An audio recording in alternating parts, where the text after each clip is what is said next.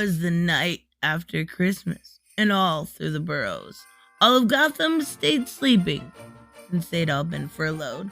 The trees had been lit at the curbside with fire, and the hungover groaned like a regretful choir. The stockings had runs, and they're stained with glitter, because 4 a.m. is only for quitters. Harley's sexy Miss Claus dress that caused quite a scare with the parents nearby, because there wasn't much there. Okay, enough of that. Yeah, I'm not going to do that. But I have been waiting to review this specific book since December 26th, 2020. Now, I was going to review it because it's actually a Boxing Day story, right? I was going to review it last year, and I got busy and I decided not to. And the first Christmas story I came back to this year was this one. Now, this is actually going to be a story from Harley Quinn, Black, White, and Red. Yeah, those are even being, made anymore. I've been waiting. I'm not even kidding. So this is a story I absolutely love, and it's very simple. It's very straight to the point.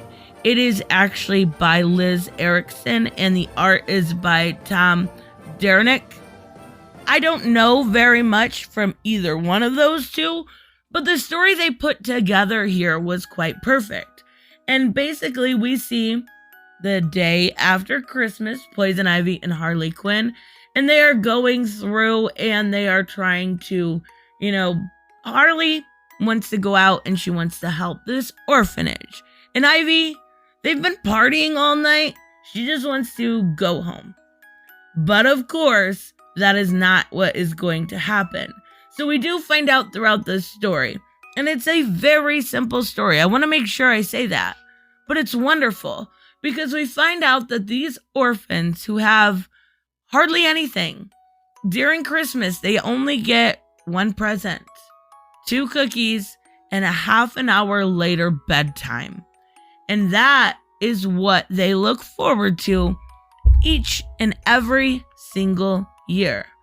But because they had a robber within the orphanage, and honestly, who robs an orphanage? I would have to, maybe evaluate their mental state, but that happens. And Harley wants to help. And Harley goes to help. And Harley heads to the North Pole, more like an apartment of a rent-a-Santa. And we find out that this is a little bit deeper than just somebody maybe mentally ill robbing an orphanage. This rent-a-Santa actually owes a bunch of mobsters money, and they want it back.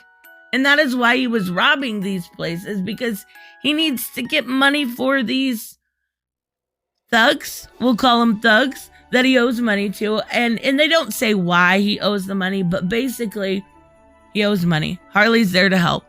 And now she is off to get Santa.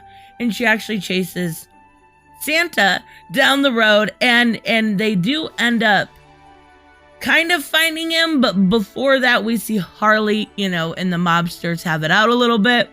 And once they do find him, he then escapes again. Like, Harley, you have a hard time holding on to a man. Is that why you went, to Poison Ivy? Okay, I'm totally kidding. But she chases him off, and they get this kind of chase scene, and we get back to the orphanage. Why the man would run straight back to a church is beyond me, but that's what he decided to do. And basically, he asked for sanctuary. Of course, that does not happen. And the mobsters are there to, do what mobsters do. Bring out their guns and say really bad catch things, right? Well, Harley is not happy. And during this entire time, he has the presents with him. Santa, the stolen presents with him.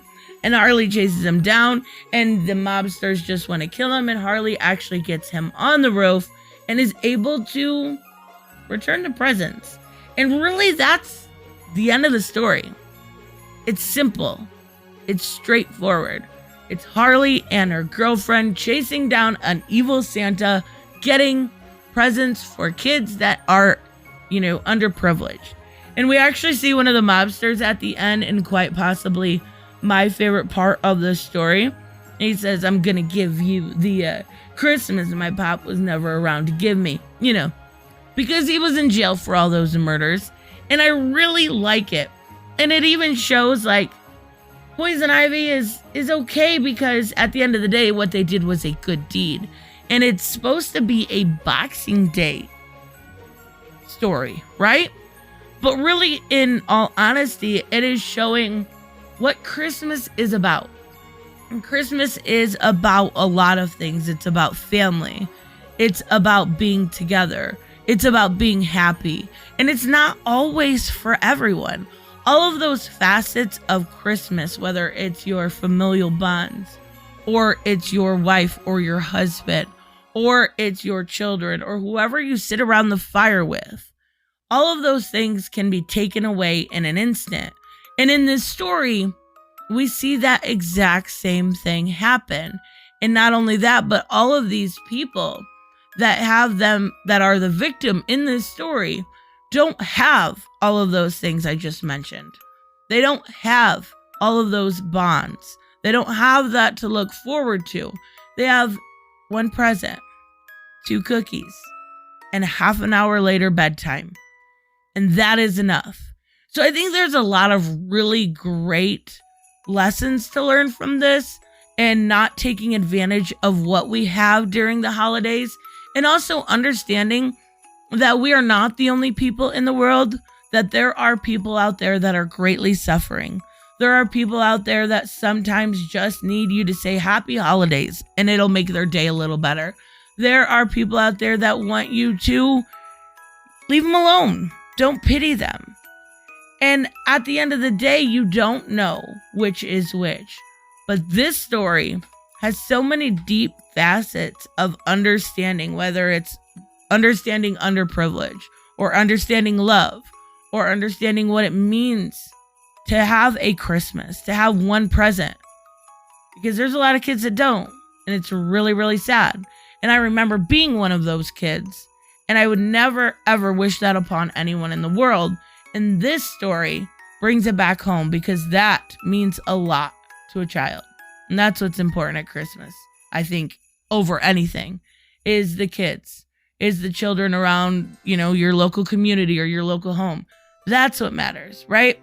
So anyways, let me know what you guys think. A very simple, straightforward Christmas story to start out this holiday season. But there will be more, I promise. I will see you guys in the next one. Bye-bye.